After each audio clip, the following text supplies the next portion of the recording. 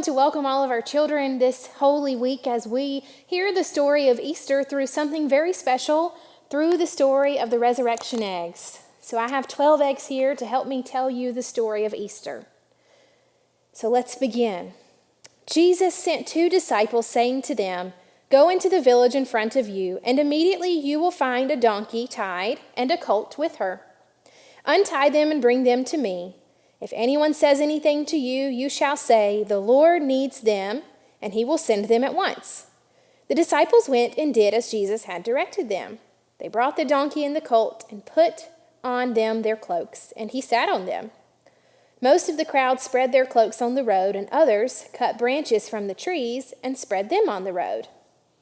We're going to open our special blue egg, which is our first one. And what do we find inside? A donkey. Just like the donkey that Jesus rode on.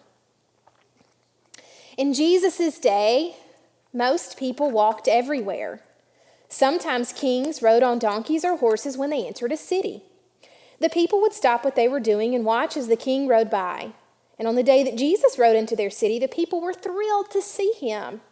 They believed that he was their new king who had come to save them and to fill their lives with joy. The people showed their happiness by spreading tree branches and coats on the road.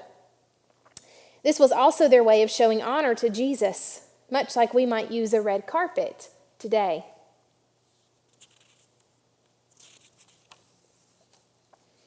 Our second egg is going to be our pink egg.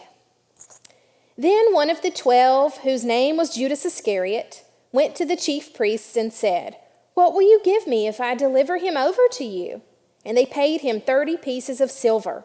And from that moment, he sought an opportunity to betray Jesus. Now, when we open up our pink egg, inside we find some coins. And these are representing the coins that Judas used, and was paid to betray Jesus. Not everybody was happy to have Jesus as their king. Some people only pretended to be happy, but on the inside, they really didn't want anything to do with Jesus. And one of those pretenders was a man named Judas Iscariot.